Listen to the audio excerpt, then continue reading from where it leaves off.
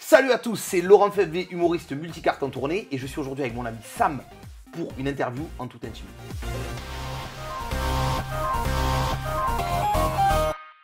Eh ben, il s'est présenté lui-même. Je suis avec Laurent Febvre, c'est l'humoriste qui cartonne, que ce soit sur scène ou sur les réseaux sociaux, dans son spectacle, son one-man show. Je comprends pas.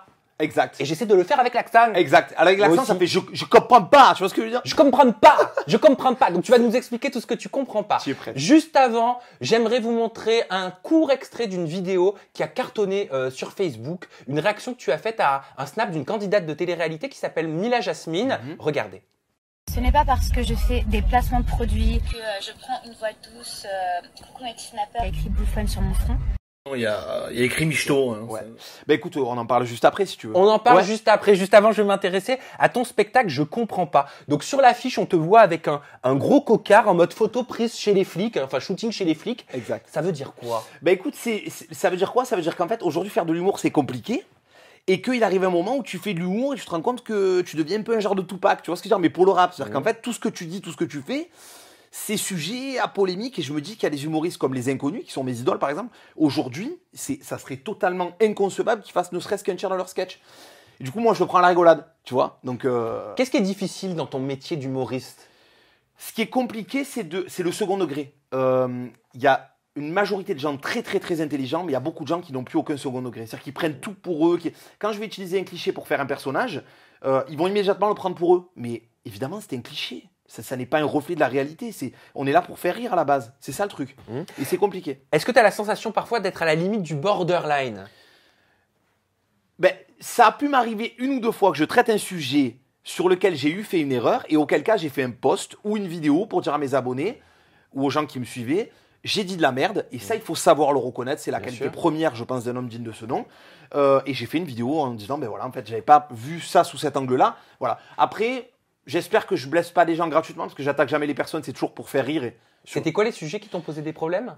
Je crois qu'il y avait eu un sujet à propos d'une loi sur Marlène Schiappa, sur la pédophilie. Déjà, on part du lourd, là, tu vois, sur la pédophilie, où j'avais omis un détail et je n'aime pas son personnage, mais je voulais surtout pas la tacler gratuitement en disant des conneries. Ça, c'est hors de question. Ça, pour moi, c'est du populisme, c'est plus de l'humour, c'est gratuit, tu vois. C'est très important. Est-ce que tu te considères, Laurent, comme un humoriste engagé?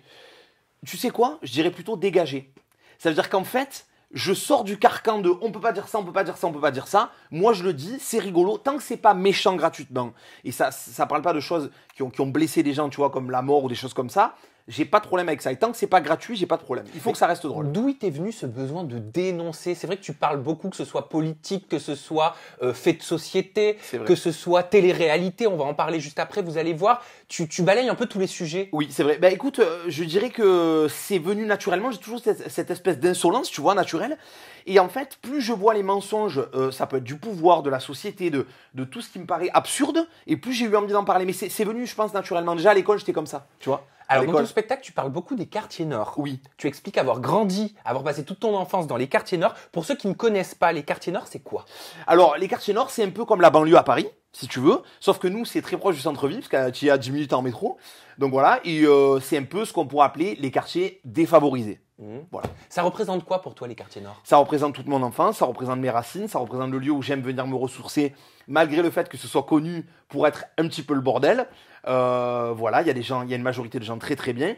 Et c'est mes racines, tu vois, c'est ce qui me donne, ce qui donne la couleur de mon travail. C'est-à-dire que je peux pas oublier où j'ai grandi, donc je suis obligé de dénoncer certaines choses ou certains comportements que je trouve absurdes. Attention, hein, moi aussi des fois j'ai des comportements absurdes, hein, je m'inclus dans la moquerie aussi. Mais voilà, donc c'est vraiment tout ce qui représente mes racines, tu vois. Et t'en parles comment dans ton spectacle, les quartiers nord? Eh ben, je parle des personnages que j'ai connus, comme tu vois par exemple des nouveaux rappeurs, comme tu sais, par exemple le rappeur a vachement changé. Avant tu pouvais avoir un personnage qui a dit ouais donc voilà, tu vois ce que je veux dire, ce genre d'accent, et maintenant c'est plutôt ouais je m'en bats les couilles, tu as vu on est là, on fait des sous billets violets, tu vois. Donc en fait c'est tous ces personnages-là que j'ai épongés et que je vais ressortir sur scène après. Et je parle aussi de la nostalgie de mon quartier et de tout ça, quoi. Et du fait d'évoluer dans une autre sphère de société où maintenant je suis un petit peu plus aisé, on va dire. Et la dualité que ça peut avoir par rapport à mes racines qui le sont beaucoup moins, tu vois. À quel moment tu as su que tu voulais devenir humoriste ou comédien? Parce que j'ai l'impression qu'il y a un mix des deux. Oui, eh ben écoute, en fait, Sam, je dirais que depuis, c'est vachement cliché, tu sais, on dirait une star télé qui fait ouais, depuis que je suis petit, j'ai envie de chanter et tout. Mais non, en fait, depuis que je suis gamin, je sais que je tends vers l'artistique. Ça peut être le chant, ça peut être le rap, parce que je faisais du rap avant, l'humour, et après, c'est venu naturellement, tu sais, au repas de famille, à l'école, etc. On te colle une étiquette de mec drôle, et puis après, tu te rends compte un jour que c'est un métier, et le jour où tu comprends ça, tu as envie de le faire.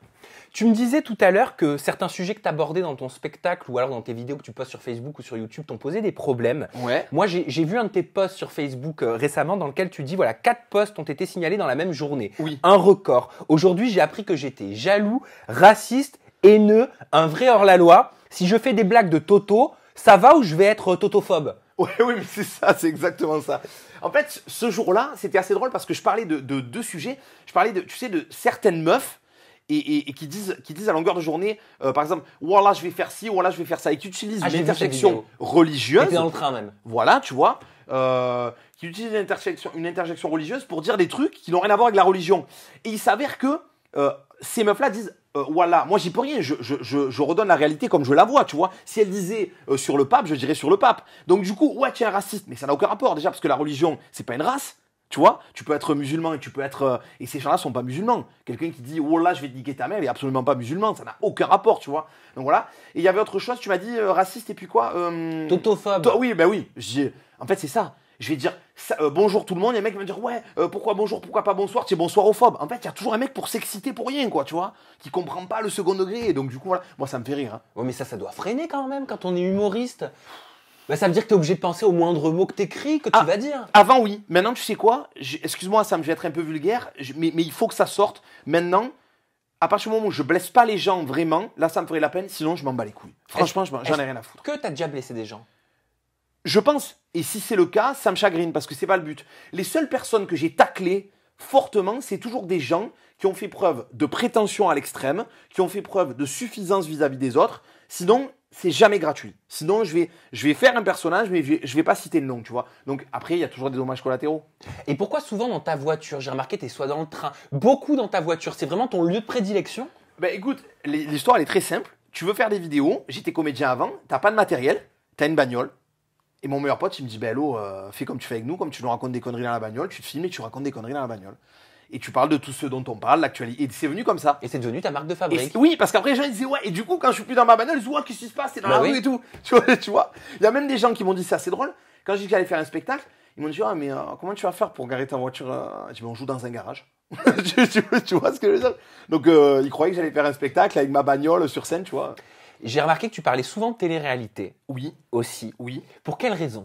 Pour la simple et bonne raison que c'est quand même un média, si on peut appeler ça un média, qui inonde la société d'aujourd'hui, qui est quand même en grande majorité d'un ridicule absolu, qui fait la promotion de valeurs qui sont absolument à vomir, comme l'égocentrisme permanent, le narcissisme à l'extrême, le matérialisme, le fait de se réjouir du malheur des autres, etc. Ça vaut pas pour tout le monde. Il doit y avoir des candidats qui sont très sympathiques, mais en règle générale, c'est ça.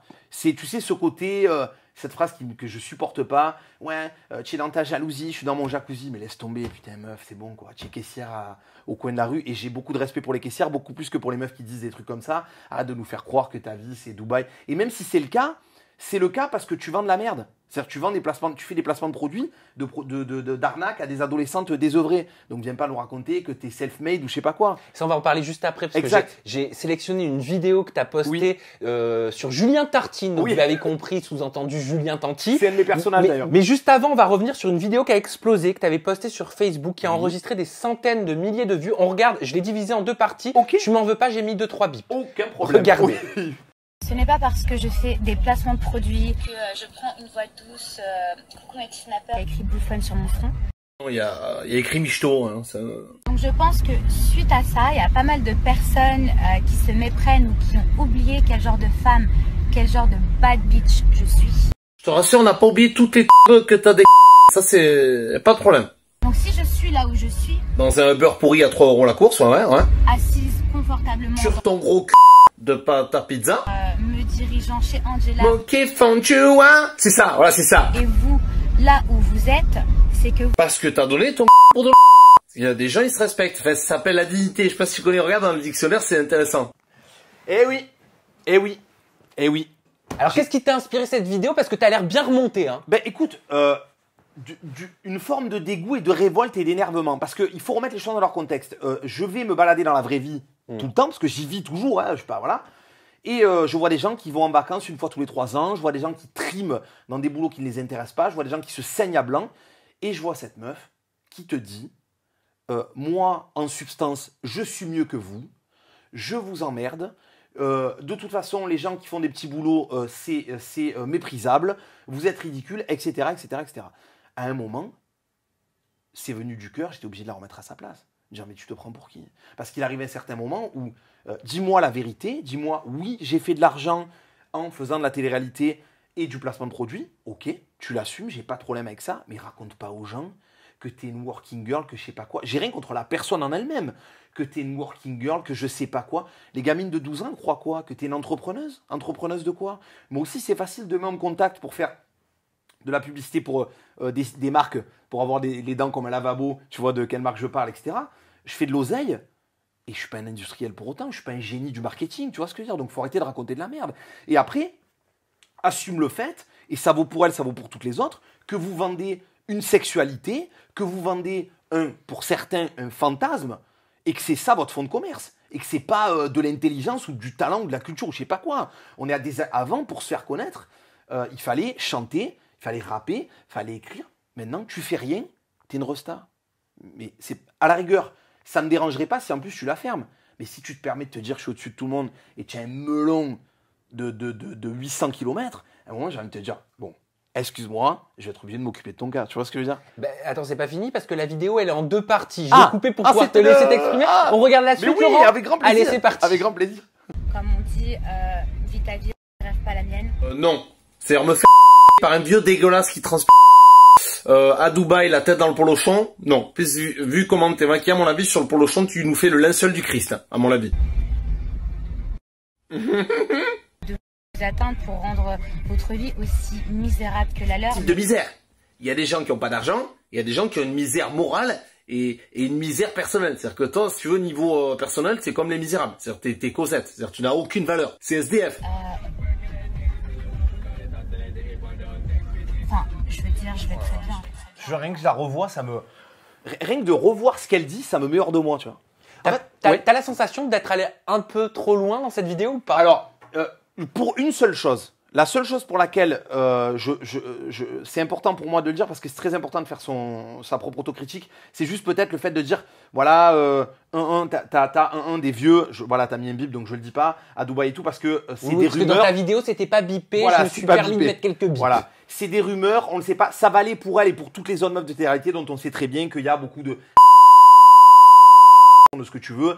Après, tant qu'il n'y a pas de preuves, j'aime pas jeter l'opprobre si j'ai pas de preuves absolues. Mais au-delà de ça, pas tant que ça, parce que quand tu as quelqu'un qui... Voilà, en fait, c'est ce système de dire j'ai de l'argent, donc je suis mieux. Mais il n'y a pas que ça dans la vie. Mais qu'est-ce qui t'a choqué concrètement dans ce snap que tu as vu pour en parler avec autant de ferveur? Mais elle traite les gens, elle dit que les gens, ils ont une vie misérable. Mais ça veut dire quoi? Tu te prends pour qui? Mais tu es qui, toi, pour dire ça? Alors, mais ça n'a aucun sens. Si encore tu avais fait... Déjà, même si tu avais fait quelque chose, tu n'aurais pas le droit de parler comme ça. Parce que pour moi, la plus grande qualité de quelqu'un qui a réussi, c'est l'humilité. Tu as le droit d'avoir de l'argent. Tu as le droit d'avoir des villas, des Lamborghini. Parfaitement, tu les as pas volés. Mais à un moment, arrête de dire aux gens, regardez-moi, regardez-moi. Tu vois, je trouve ça indécent. Après, c'est peut-être moi qui suis vieillot. Tu sais, je vois des clips de rap maintenant. Je suis un gros fan de rap, tu le sais. Hein, où les mecs, ils sont là. Qui sait gagner de l'oseille? J'ai pas de problème avec ça. Il y a toujours eu de l'argent dans le rap. Mais arrêtez de faire les bouffons. Les mecs, ils ont 16 ans. Ouais, billets verts, billets violets, machin. Gros, le soir, tu fais tes devoirs à la maison. Arrête de prendre les gens pour des cons. On est dans cette espèce tu vois, de côté pourri de la télé-réalité où j'ai de l'argent, donc je suis mieux que toi. Et comme je dis dans la vidéo, non. Il y a des gens qui ont une richesse morale gigantesque et qui sont des milliards de fois plus intéressants qu'eux. Et moi, il y a aussi un concept, ça, mais excuse-moi, j'étais presque coupé, qui me choque. C'est les gens qui n'ont pas d'argent et qui vont voir des snaps dont le concept c'est toute la journée. Alors regardez, voilà, j'ai mon nouveau sac à 14 000 € en peau de porcin d'Amérique du Sud. Mais tu n'as pas d'argent, tu regardes des gens qui ont des sous et qui te montrent leur argent. En plus, ils sont pas en mode, je vous montre ça parce que c'est joli. Comme toi, tu pourrais me dire, j'adore cette table, elle est belle. Ils montrent ça pour dire le prix. Tu vois, comme quand tu vas chez quelqu'un, ils disent, la télé, 200 000 €, la table, 14 000 €. Mais qu'est-ce que j'en ai à foutre? Moi, j'ai une télé que j'ai achetée à, je citerai pas le nom du magasin, j'ai payé 200 balles et j'en suis très content.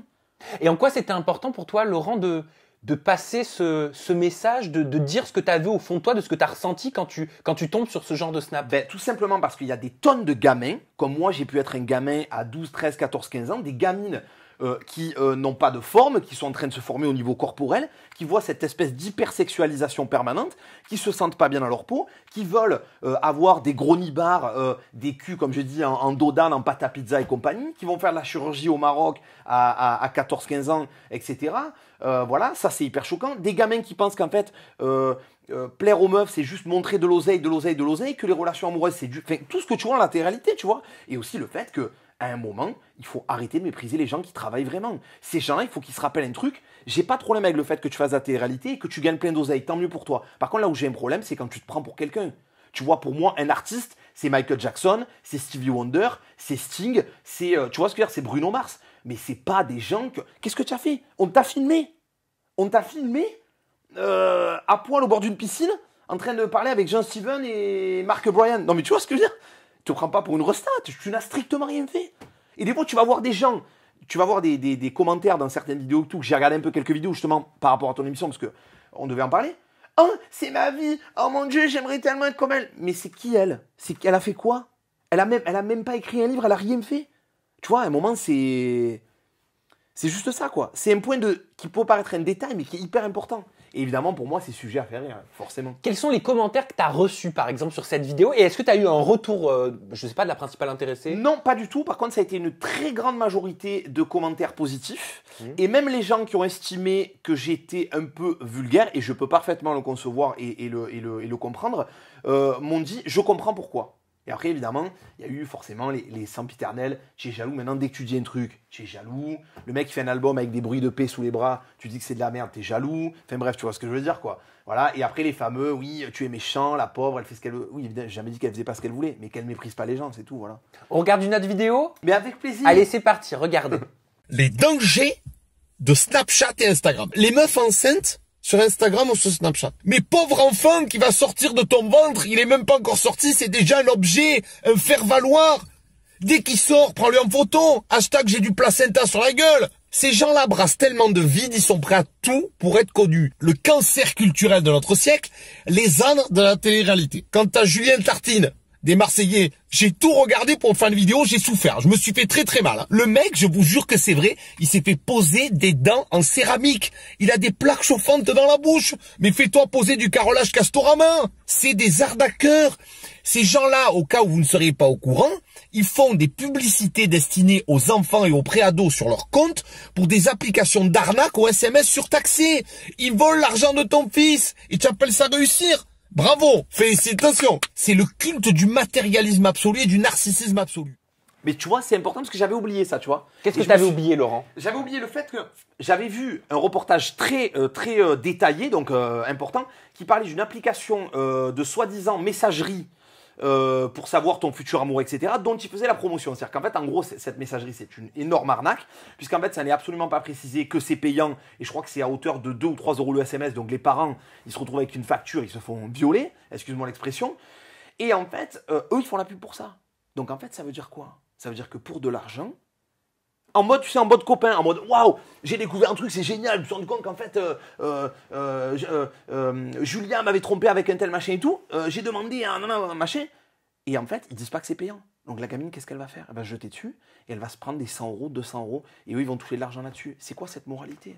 C'est-à-dire que tu fais de l'argent en escroquant des gamins. Et après, moi, on va me taxer parce que j'ai dit qu'il avait des dents en lavabo. Tu vois ce que je veux dire? T'as dit aussi le cancer culturel de notre siècle, les ânes de la télé-réalité. Complètement. Est-ce que tu assumes? Mais à 100%. Mais à 100%. Parce que le problème, c'est comme je t'ai dit, je l'ai dit tout à l'heure, hypersexualisation à outrance, narcissisme, égocentrisme, c'est que ça. Et puis en plus, excuse-moi, je veux dire à un moment...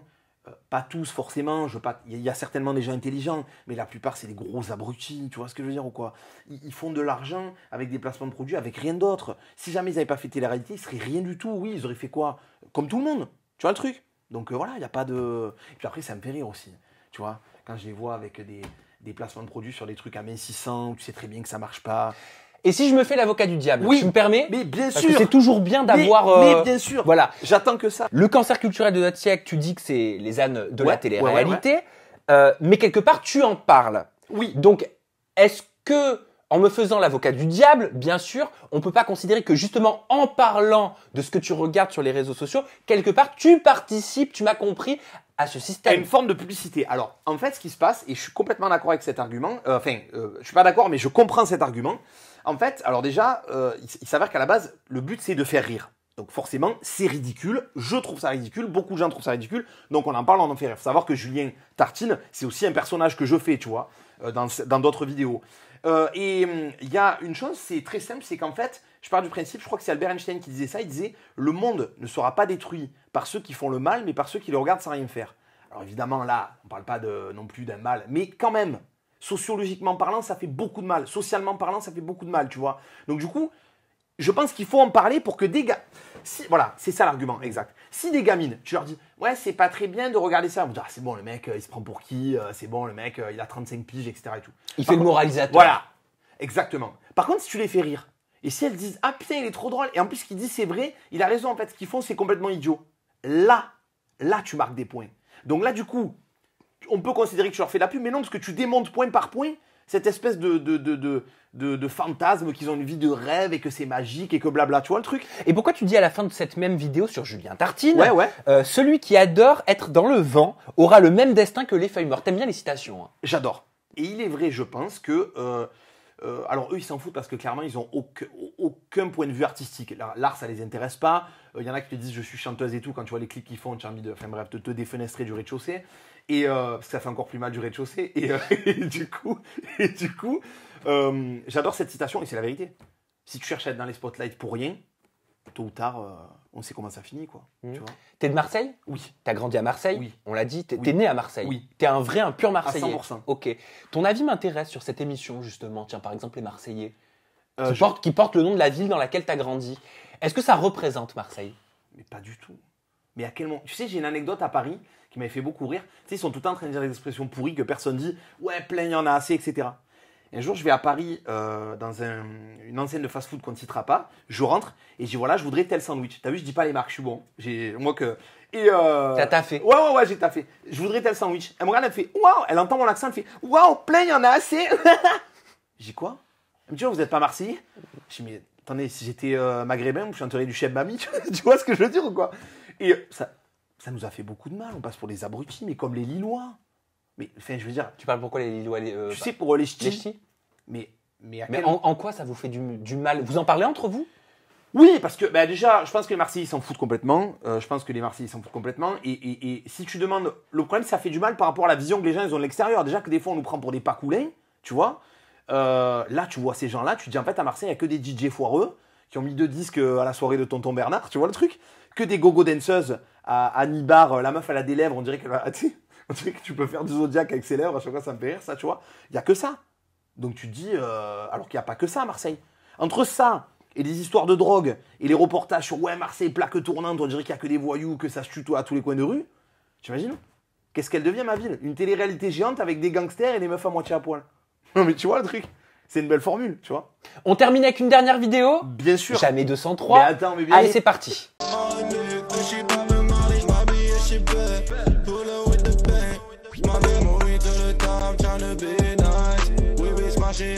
One is getting his bonus, getting a phone to KFC, one is getting a Big Mac with Tostinette. One is getting a phone, a span is getting quite a finis, bonus, getting a phone, is getting as bad as get. One is getting a phone, about as get, chicken magnet, get. Voilà, donc, nouvel album.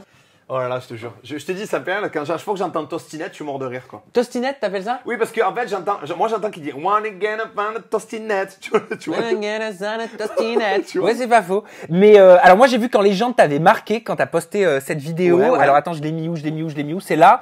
Les pires paroles dans une chanson de rap que j'ai jamais entendues. Hashtag expliquez-moi.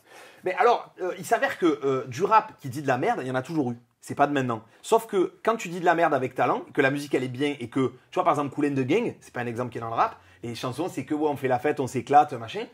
Et pourtant musicalement c'est monstrueux. Mais quand on dit de la merde et qu'en plus musicalement c'est de la merde, ça vaut pas forcément que pour ça, même pour des trucs beaucoup mieux produits.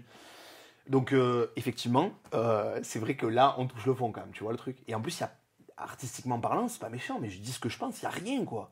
Je pense que c'est des gens Et il doit être très sympa, ce mec. C'est Anthony. Anthony Acaral, il est adorable. Il doit être super gentil. J'ai absolument rien contre lui. Mila est gentil aussi. Mais j'en suis persuadé. Julien Tartine, Julien Tantier est très sympa aussi. Voilà, mais là, moi, je peux que juger. Je jugerai pas la personne, à part dans certains cas précis, mais je peux que juger sur le travail. On voit bien que c'est des gens. Le mec, il fait du rap, mais on voit bien qu'il connaît pas le rap, que c'est pas une passion. C'est plus pour dire. Regardez, j'ai des sous, je fais un clip parce que ça y est, c'est la nouveauté de faire une télé-réalité, de faire un clip derrière. Viens pas rapper quand tu rappes comme ça. Et quand tu dis, tu chantes, on dirait qu'il y a de la semoule dans la bouche. Et qu'en plus, le clip, c'est un ramassis de clichés, Bentley Rose et je sais pas quoi. Enfin, tu vois, c'est. Voilà. Mais c'est surtout que c'est tellement drôle. Tu vois. Bon, Laurent, si on prend des places sur www.billetreduc.com pour voir ton one-man show, je comprends pas. Je comprends au théâtre du Tétard à Marseille ou alors au théâtre Montmartre-Galabru à Paris. Qu'est-ce qu'on verra? Eh bien, écoute, le spectacle, il s'articule d'une grande partie d'improvisation parce que j'aime ça et j'ai envie que les gens, parce qu'il y a beaucoup de gens qui reviennent voir le spectacle. Des fois, une semaine après, ils reviennent voir le spectacle. Et j'ai envie que tout ce qui s'est passé dans la semaine, on puisse en parler. Parce que des fois. Ah, c'est pour ça, pardon, excuse-moi, je te coupe. C'est pour ça que tu disais, parce que je crois que je comprends mieux maintenant le 50% d'inédits en prise directe sur l'actualité. C'est ça. C'est-à-dire qu'il y a une structure du spectacle qui parle pas forcément d'actualité parce que l'actualité devient très vite has-been, si tu vois ce que je veux dire, qui parle un peu de mon parcours, de tout ce qu'on vit au quotidien. Ça peut être des sujets légers ou plus graves. Et après, j'ai une grande partie aussi d'impro par rapport à ce qui s'est passé dans la semaine. Ça peut être les gilets jaunes, ça peut être ci, ça peut être là, tu vois. Voilà, et je trouve que c'est bien de faire ça dans la grande tradition du stand-up américaine, même si je fais beaucoup de personnages. C'est-à-dire de proposer un spectacle qui est presque tous les soirs avec un minimum de nouveautés, tu vois ce que je veux dire. Mais il n'y a pas que la télé-réalité, on va rassurer quand même mes abonnés. On est d'accord. Là, on a parlé de télé-réalité parce qu'on est sur une chaîne de divertissement. Exact. Et parce que mes abonnés, c'est un genre qui consomme. Et toi, Laurent, tu en parles dans ton spectacle, donc tu as le droit d'en parler en interview. Et d'avoir ton avis sur cette thématique qui t'appartient et qui n'appartient qu'à toi. Qu'à moi. Mais c'est ce que je précise souvent et ça me fait plaisir que tu le précises. Non, mais parce que c'est important de le dire. Mais tu parles de politique, tu parles de thèmes sociaux, tu parles de ton enfance, tu ris aussi de toi. Mais bien sûr, j'ai même fait une vidéo où je m'auto-clashais. Tu vois. Ah, j'ai pas vu celle-là par contre. Oui, elle date. J'ai fait Laurent Febvre, je comprends pas Laurent Febvre. Voilà. Parce que je trouve ça drôle. Parce que moi-même, je suis un paradoxe aussi. Et moi aussi, je suis ridicule parfois. Et j'ai aucun problème avec ça, tu vois. Bon, ben, je vous l'ai dit, www.billetreduc.com. Ça se passe donc à Marseille pour ton one-man show. Je comprends pas, au théâtre du Tétard. Et à Paris, c'est au théâtre Montmartre-Galabru. Tes réseaux sociaux, ils sont pas compliqués. Ton Insta, c'est Laurent. Oh, si, quand même un peu. Hein. Ouais. Ça nous a mis un petit tiré du bas, FFV, tiré du bas en tiré du bas tourné. Attends, je suis sélectif. Ben voilà. Facebook, Laurent FFV en tournée. Et YouTube, Laurent FFV en tournée. Exact. Bon, c'était pas si compliqué que ça. Et c'est drôle parce qu'une fois, il y a un mec qui m'a dit, vous faites un spectacle? J'ai mis en tournée, je travaille pas pour, tu vois, pour livrer le courrier. Je peux pas le dire le nom, mais t'as compris, quoi. Donc, du coup, oui, j'ai dit oui, je suis un spectacle. Ne te mets pas la poste à dos. Non, non, surtout pas. Je pense qu'après cette vidéo, recevoir des courriers avec. Ça ira. Ce sera déjà pas mal. C'est toi qui as dit la poste, je sais pas quoi, là. Je te laisse le mot de la fin, ta camel est là. Eh ben, écoutez, n'oubliez pas que tout ceci, ce n'est que de l'humour, ce n'est jamais personnel. Voilà. Et le principal, c'est de rire de nos propres misères, de nos propres travers et de nos propres paradoxes et de rire toujours, encore et toujours. Voilà. Merci Laurent. Moi, je vous invite à déposer un commentaire, à réagir à cette interview. La barre des coms, elle est juste en dessous. Le bouton pour vous abonner, il est juste au-dessus. La cloche des notifications pour recevoir toutes mes dernières vidéos sur votre smartphone ou votre tablette, elle est au-dessus de ma tête. À bientôt, je vous aime. Merci Laurent. Et merci à toi.